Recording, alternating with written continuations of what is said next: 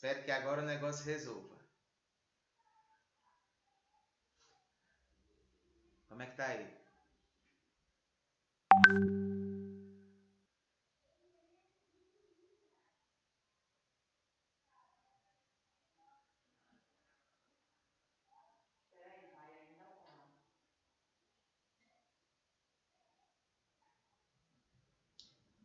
Vamos ver, vamos ver. Deixa eu tocar um pouquinho de violão para vocês verem se tá saindo bacana.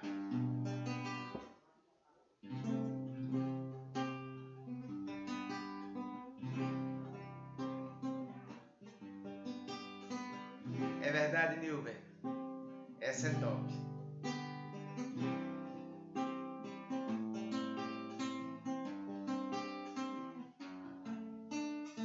Tá bom? O violão, tá? Já chegou o violão aí?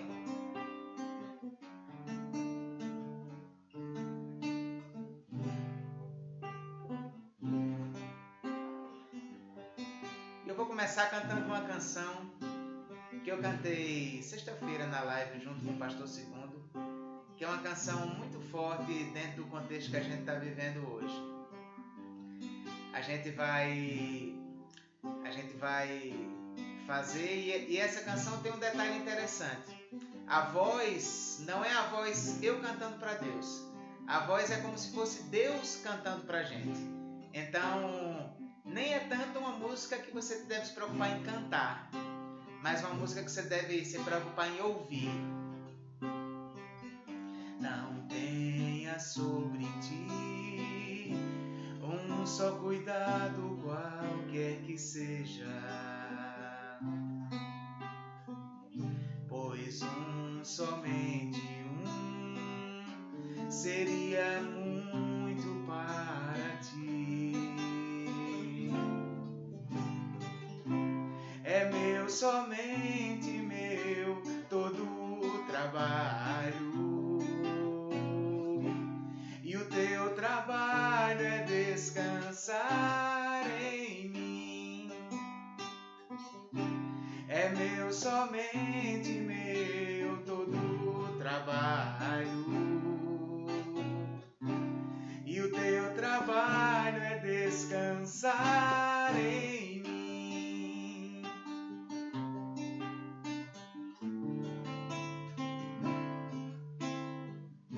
Não temas quando enfim tiveres que tomar decisão. Entrega tudo a mim, confia de todo o coração. É meu, somente meu, todo o trabalho, e o teu trabalho é descansar em mim. É meu, somente meu, todo o trabalho, e o teu trabalho é descansar em mim.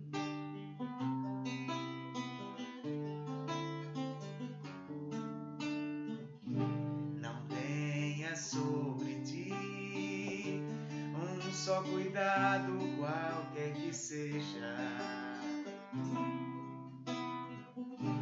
pois somente seria muito para ti. É meu, somente meu, todo o trabalho, e o teu trabalho é descansar em mim.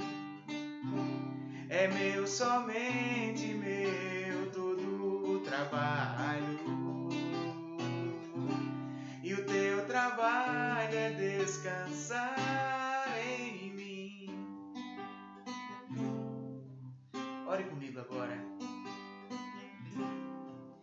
Senhor, nós estamos aqui nessa manhã, Pai, distantes, mas juntos, Pai, unidos pelo Teu Santo Espírito, Pai querido, em nome de Jesus. Eu Eu quero te pedir agora que o Senhor derrame uma bênção especial sobre o teu povo, Pai. Renovando nossas forças, renovando nossas esperanças, renovando a nossa alegria.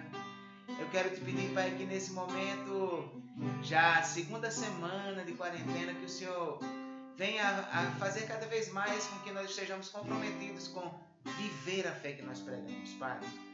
Nós somos muito bons de discurso, mas nem sempre a nossa prática acompanha o discurso. Então eu quero te pedir agora que, em nome de Jesus, o Senhor venha nos abençoar, para que a gente confie, para que a gente descanse, para que a gente espere e para que no nosso coração tenha paz.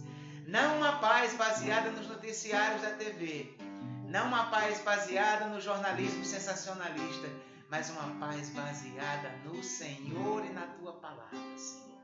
Aquela paz que excede todo entendimento. Nos abençoa, Pai querido, em nome de Jesus.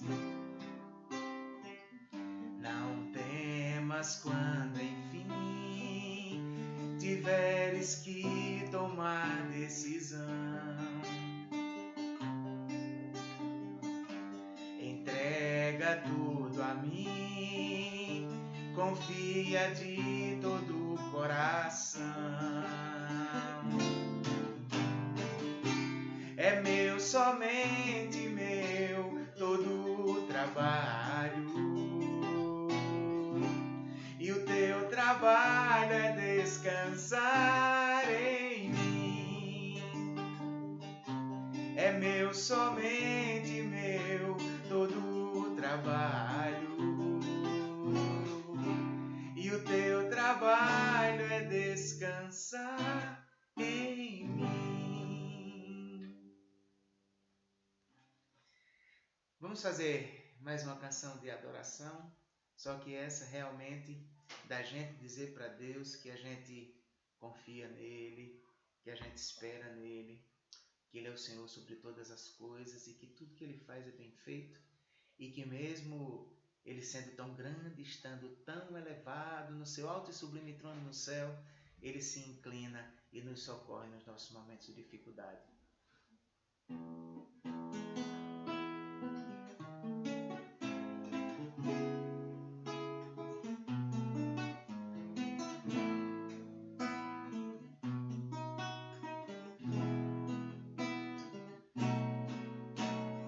Tu és soberano sobre a terra, sobre os céus, tu és Senhor absoluto.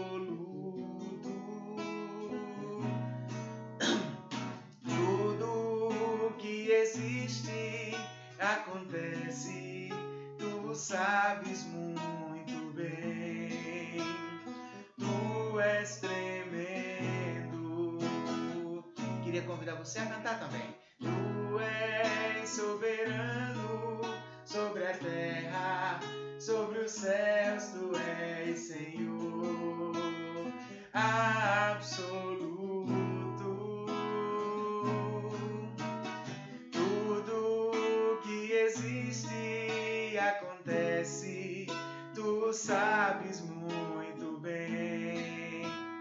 Tu és tremendo. E apesar dessa glória que tens, tu te importas comigo também. E esse amor tão grande eleva-me, amarra-me a ti. Tu és tremendo. E apesar dessa glória que tens, tu te importas comigo também. E esse amor tão grande eleva-me, amarra-me a ti. Tu és tremendo.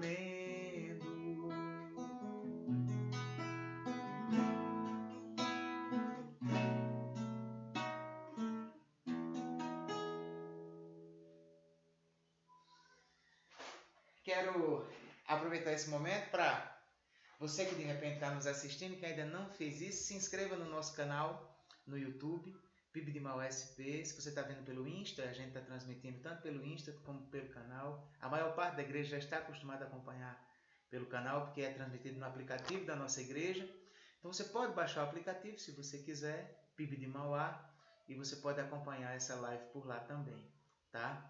E nesse momento eu vou ler o texto da Palavra de Deus, um texto que está no Evangelho segundo Mateus, e eu preparei aqui o texto para você que está no Insta, poder acompanhar aí na tela, para quem está no Insta, para quem está no Insta não vai ser possível acompanhar, mas para quem está no YouTube, acompanhando pelo canal, vai poder acompanhar a leitura, tá? Mateus, capítulo 14, a partir do verso 22, vamos ler até o final do capítulo. E o texto nos diz assim: Logo em seguida, Jesus insistiu com os discípulos para que entrassem no barco e fossem adiante dele para o outro lado, enquanto ele despedia a multidão. Tendo despedido a multidão, subiu sozinho a um monte para orar. Ao anoitecer, ele estava ali sozinho, mas o barco já estava a considerável distância da terra, fustigado pelas ondas, porque o vento soprava contra ele. Alta madrugada, Jesus dirigiu-se a eles, andando sobre o mar. Quando o viram andando sobre o mar, ficaram aterrorizados e disseram: é um fantasma, e gritaram de medo. Mas Jesus imediatamente lhes disse: coragem, sou eu, não tenham medo. Senhor, disse Pedro, se és tu, manda-me ir ao teu encontro por sobre as águas. Venha, respondeu ele. Então Pedro saiu do barco, andou sobre as águas e foi na direção de Jesus. Mas quando reparou no vento, ficou com medo e, começando a afundar, gritou: Senhor, salva-me! Imediatamente Jesus estendeu a mão e o segurou e disse: Homem de pequena fé, por que você duvidou? Quando entraram no barco, o vento cessou. Então os que estavam no barco o adoraram, dizendo: verdadeiramente tu és o Filho de Deus. Depois de atravessarem o mar, chegaram a Genezaré. Quando os homens daquele lugar reconheceram Jesus, espalharam a notícia em toda aquela região e lhe trouxeram os seus doentes. Suplicavam-lhe que apenas pudessem tocar na borda do seu manto, e todos os que nele tocaram foram curados.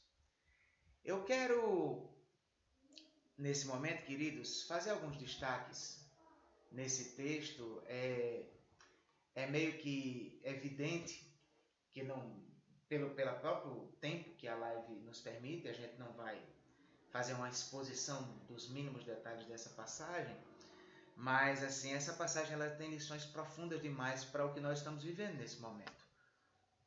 Essa passagem fala de momentos de crise. Os discípulos estavam vivendo um momento de intensa crise.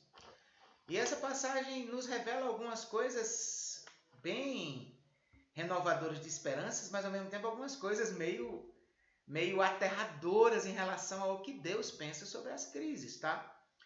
O que é que me chama a atenção nesse texto? Em primeiro lugar, esse texto ele é um pouco diferente daquela passagem, daquele outro momento em que os discípulos têm enfrentado uma tempestade. Você deve lembrar que já houve um outro instante em que eles enfrentaram uma grande tempestade. Jesus estava dormindo no barco, eles acordaram Jesus, chamaram Jesus, e Jesus foi lá e deu ordem, a sossegar aí o vento e o mar o obedeceram e eles ficaram impressionados. Então, geralmente, quando o pregador prega aquela outra tempestade, a grande chave dele é: mas Jesus estava no barco. E quando Jesus está no barco, tudo está bem. Só que tem um problema grave com essa tempestade agora. Jesus não estava no barco. E uma vez que Jesus não estava no barco, como é que fica a situação? Às vezes, Jesus passa por quer que a gente passe por tempestades, e a gente nota a presença dele desde o início, mas em outras situações ele quer que a gente passe pela tempestade sozinho mesmo. E ele não se revela de imediato. E essa crise, com esse silêncio e com essa demora de Deus, é uma crise que nos deixa em situação de muito desconforto, de muita insegurança. E aí o que é que acontece? Nessa vivência de crise, Jesus ensinou coisas preciosas para os discípulos, e eu quero lhe chamar a atenção para que rapidinho você possa ver alguns detalhes desse texto. Primeiro detalhe, o texto vai nos ensinar que crises fazem parte do plano de Jesus. O texto começa dizendo que Jesus insistiu para que eles entrassem no barco. E assim, insistiu é até uma palavra leve. O verbo grego anankazo significa obrigou, forçou, sabe? Não, vocês vão sim. Jesus quis que eles fossem e não quis ir junto. Porque Jesus queria que eles passassem sozinhos por essa tempestade. Aí o que acontece? Um pouco mais na frente, no verso 25, o texto vai dizer que Jesus só apareceu alta madrugada. Se você voltar para o início do texto, você vai perceber que era ao anoitecer quando a tempestade começou.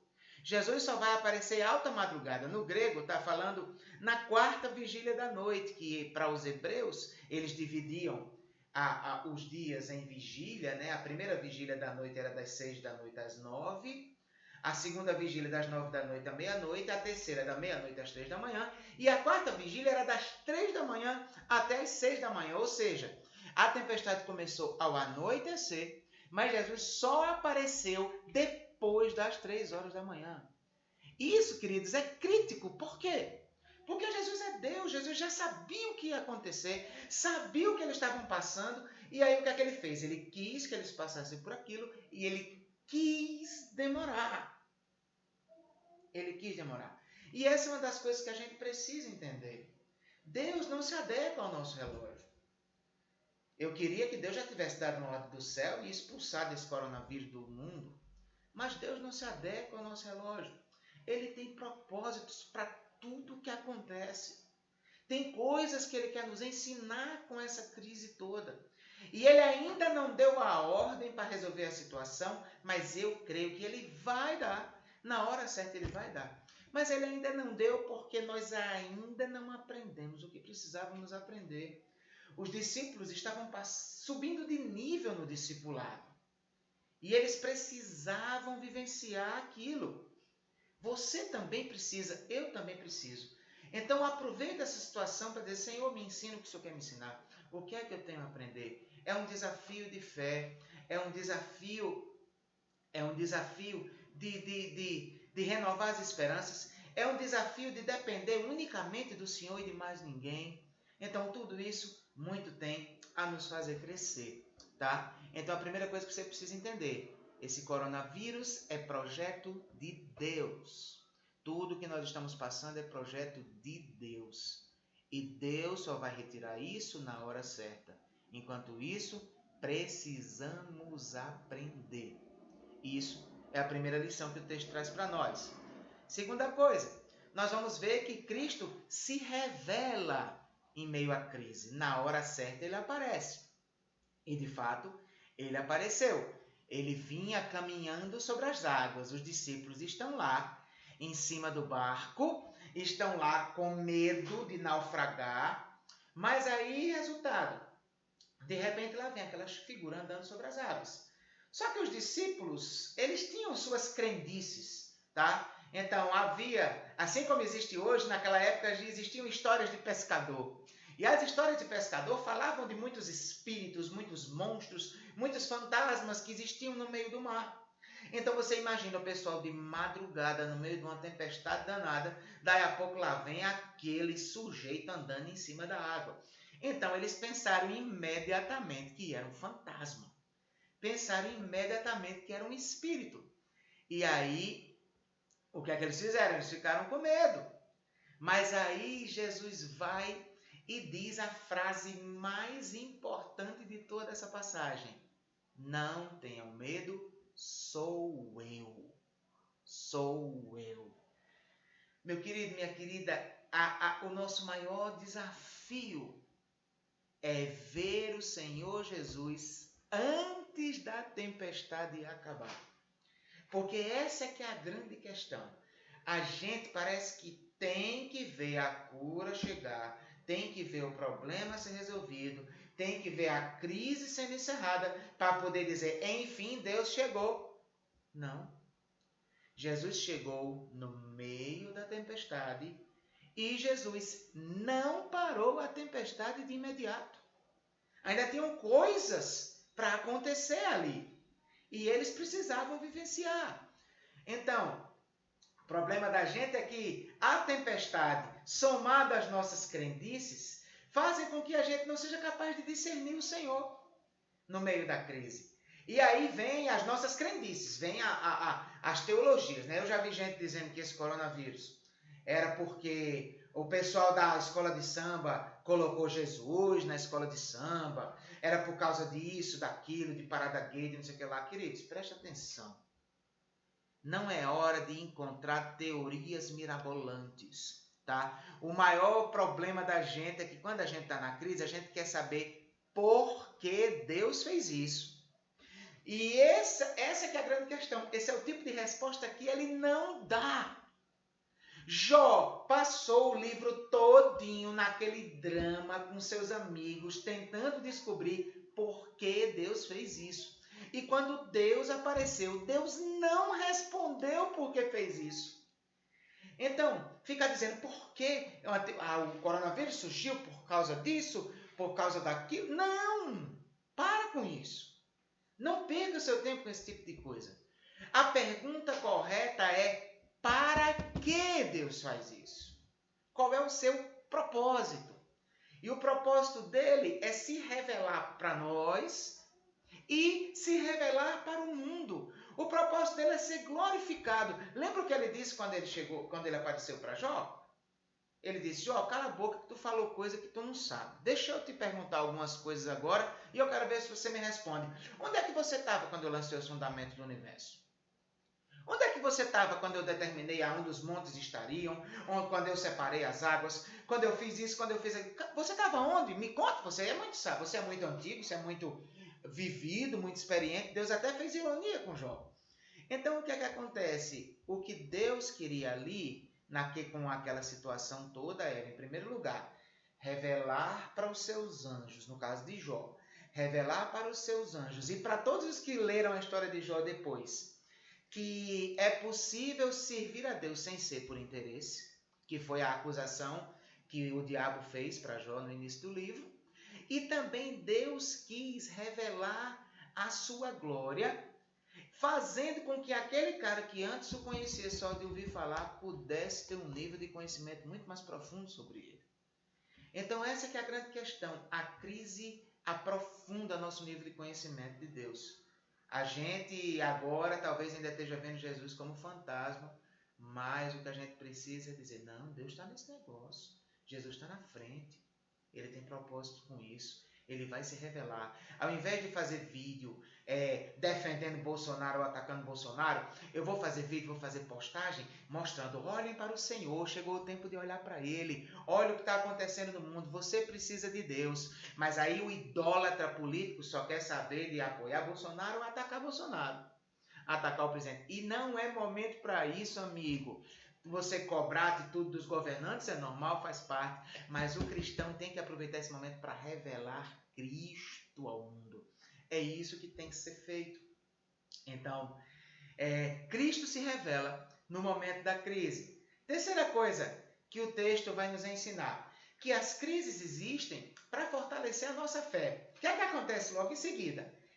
Pedro vai e entra em cena na narrativa. E venhamos e comemos. Pedro é uma figuraça, né?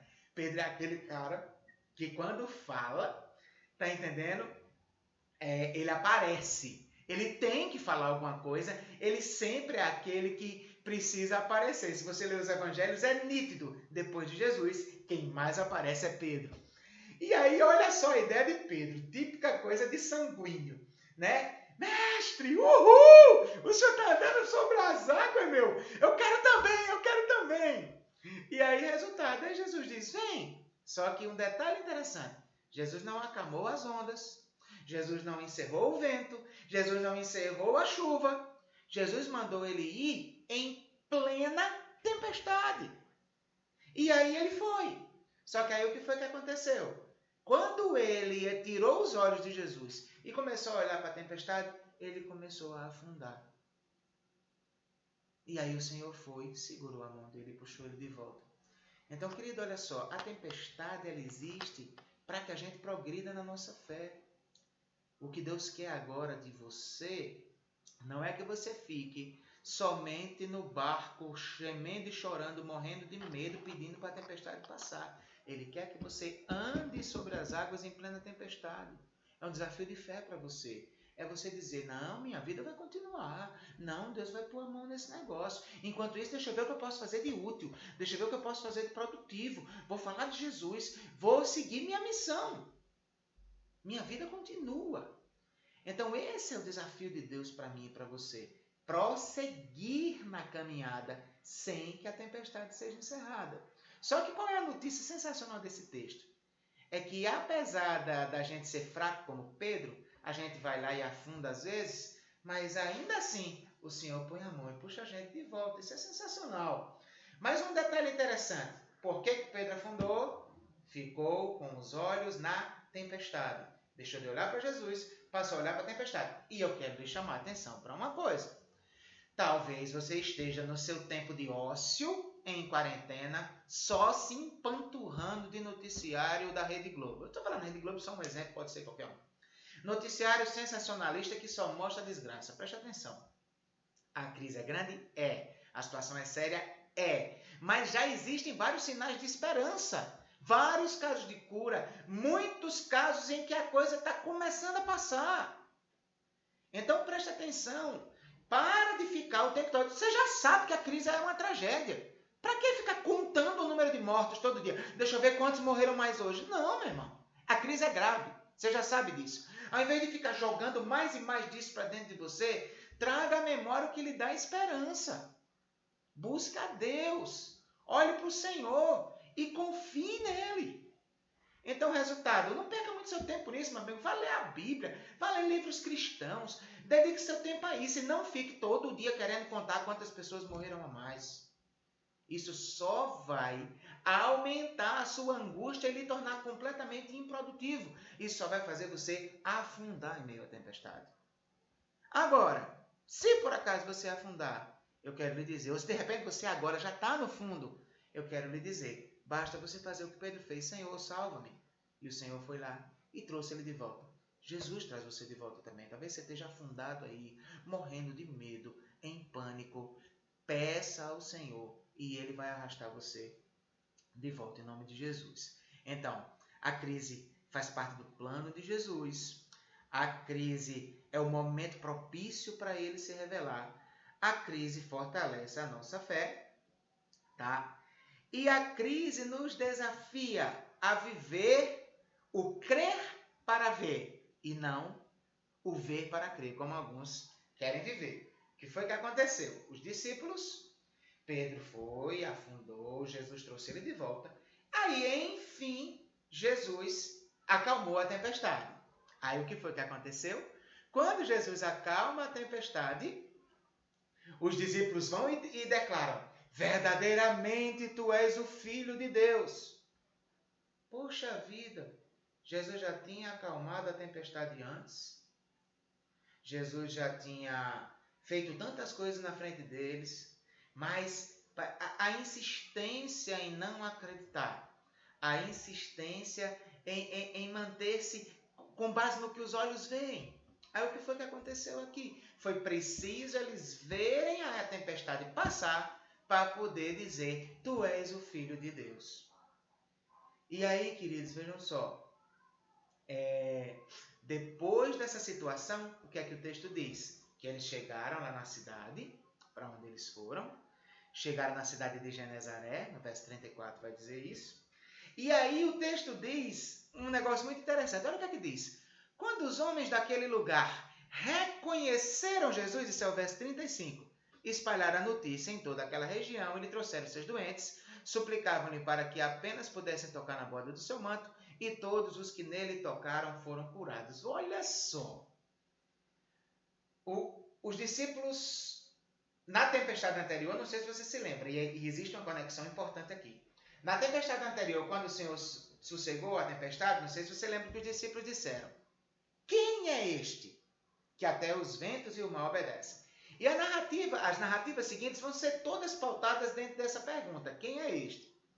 Nessa segunda tempestade, é preciso eles verem ele acalmar a tempestade uma segunda vez para dizer, verdadeiramente tu és o Filho de Deus.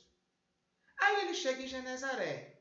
E o que é que o texto diz? O texto diz que o pessoal, quando reconheceu Jesus, já correu para buscar as pessoas para vir perto dele. Os discípulos estavam com Jesus há tanto tempo e ainda não o reconheciam. Nesse lugar, um lugar de gentios, um lugar de gente que não tinha uma fé no Antigo Testamento, quando Jesus chegou, eles reconheceram Jesus. E aí, graças ao fato deles reconheceram Jesus, o que é que o texto diz? O texto diz que todos foram curados. Todos foram curados. Eles reconheceram primeiro, viram o milagre depois. Os discípulos tiveram que ver o milagre primeiro para reconhecer depois. Você precisa viver como esse povo de Genezaré. Não dependa do milagre para reconhecer quem é Jesus. Ele não é Deus somente no milagre, ele é Deus também na crise. Ele não é Deus somente na cura, ele é Deus também na doença. Ele não é Deus somente quando o dinheiro chega, ele é Deus também na privação. E quando você o ama, o adora, mesmo no meio da dificuldade, quando você passa pela crise dizendo, tá ruim agora, mas vai chegar a hora que isso vai ser resolvida, porque eu creio na soberania do meu Deus. Isso é o crer para ver. E é assim que Deus quer que você viva. Então, meu irmão, minha irmã, nesse momento de crise que nós estamos passando agora, é o momento em que o fundamento da nossa existência vem à tona. É na hora da dor que você mostra quem realmente você é. Eu quero desafiar você a ser um crente nessa hora. Ser alguém que confia realmente no Senhor, que não espera ver a solução para entregar toda a sua dependência nas mãos dele e descansar nele. Então a mensagem dele para você é a mensagem dele para você é aquilo que ele disse quando os discípulos pensaram que ele era um fantasma. Não tenham medo, sou eu. Não tenha medo, sou eu. Não tenham medo, sou eu. É Ele que está fazendo tudo isso. Ele está no controle de tudo. E Ele, na hora dele, vai acabar com tudo isso e a sua vida vai voltar ao normal. E nós estaremos juntos. Que o Senhor te abençoe muito, em nome de Jesus. Eu queria mandar um abraço a todo mundo que está nos assistindo. Eu vi aqui que entrou gente de Mossoró, entrou gente de João Pessoa, entrou gente de Belém. Que Deus abençoe muito vocês, queridos, que Ele derrame muita graça. Entrou gente de Natal também, de Mogi. Estou vendo que tem alguns irmãos da igreja de Mogi, tá? Quero mandar um abraço mais que especial para as minhas ovelhas da primeira igreja batista de Mauá. Queridos, eu estou com muita saudade de vocês, muita vontade de abraçar vocês. Só Deus sabe. Eu estou em crise de abstinência de abraço e beijo, tá? Mas eu creio que um dia vai passar. Brunão, um abraço para você, Brunão. Dá um beijo na Pan e nos meninos aí. Estou com muita saudade de vocês também, tá? Simone, Tita, um beijão. Deus abençoe você. Que Ele derrame muita, muita, muita graça em nome de Jesus, tá? Fiquem com Deus. Vamos orar? Vamos orar e encerrar esse nosso momento precioso. Pai querido, em nome de Jesus, eu sei que já está determinado no teu calendário a hora que essa crise vai passar. Mas, Senhor, enquanto isso não acontece, eu quero te clamar. Age em nossos corações e nos ensina a caminhar sobre as águas, Pai. Nós precisamos andar contigo. Nós precisamos da tua graça, nós precisamos do teu poder, nós precisamos do conforto do teu Espírito, da perseverança que o Senhor tem da perseverança do teu Espírito em nós. Então, Senhor Deus, em nome de Jesus, nos abençoa. Toma conta de cada um, Pai, dos teus filhos e filhas que estão me assistindo agora, dos que vão assistir depois também. Que nós possamos prosseguir, Senhor. Não sabemos para onde ir, só sabemos que precisamos ir contigo. Então, que o Senhor esteja conosco, porque na hora que a crise passar, nós vamos prosseguir para o caminho certo, Pai. Nos abençoa, meu Deus, e que o amor de Deus, o nosso Pai, e a graça do nosso Senhor e Salvador Jesus, a comunhão, as consolações, as orientações e o poder do Espírito Santo de Deus esteja sobre vós e sobre todo o povo de Deus espalhado na face da terra, agora e para todo sempre. Amém. Quero só lembrar você de se inscrever no nosso canal, tá? Se inscreve no nosso canal aí no YouTube, tá? Curta o vídeo também. Se você acha que essa mensagem lhe abençoou, compartilha ela. Recomenda para as pessoas que você conhece que estão precisando ouvir uma palavra de esperança nesse momento, tá? Então, um abraço para todos, um abraço para a minha galera querida da PIB de Mauá. Deixa eu ver aqui, a Ju e o Josafá entraram, a Ana, o Donias, tá? O Renato, filho, tô com saudade de tu, bicho. Renato, tô com saudade de tu. E tu ficou bonito careca, hein? Curti pra caramba, entrou pro nosso time, né? Gostei pra caramba, tá? Irmã Jaci, Deus abençoe muito, tá? Um beijão, fica firme aí. Deus está no controle, isso vai passar, minha irmã. Maurício, Verinha, Maurício e Vera, Deus abençoe. Diegão, meu amigo do peito. Diogo, Deus abençoe muito vocês, tá?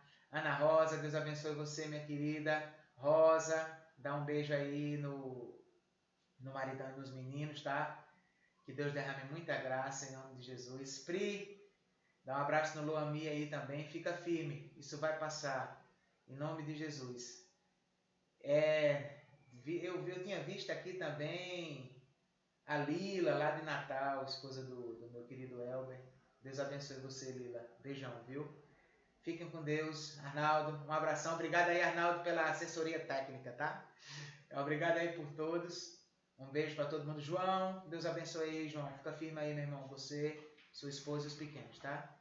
Deus abençoe. Um grande abraço. Tá, sim, e mais tarde, obrigado, meu amor. Meu amor acabou de me lembrar aqui. Mais tarde, às 18h30, teremos a transmissão do nosso culto ao vivo, tá?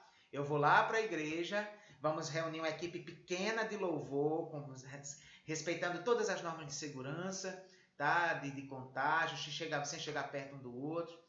Vamos fazer o nosso culto com louvor, com mais uma mensagem. A mensagem hoje à tarde, à noite, vai ser num salmo que Deus falou muito ao meu coração essa semana. Você não tem noção de como eu me emocionei estudando esse salmo, tá? Irmã Yara, um beijo. Também estou com saudade, tá? Um beijão grande. Fiquem com Deus. Deus abençoe vocês. Cris, Deus abençoe também, querida. Solange, um grande abraço. Eita, dá um abraço no Ari, Solange. Nossa, que saudade de vocês, Sol. Um beijo grande, viu? Alexandre Barros. Eita, Alexandre, do melhor restaurante do mundo, brasileirinho lá em Belém. Ô, meu irmão, que saudade de vocês, cara. A gente quer ir em Belém mesmo, a gente tá devendo isso. Faz tempo que a gente tava se planejando para ir nas férias e ainda não conseguiu, mas a gente vai para comer aquele filhote com crosta de farinha de Bragança que nunca existe nada igual na face da terra. Um abraço grande, queridos. Deus abençoe. Deus abençoe em nome de Jesus.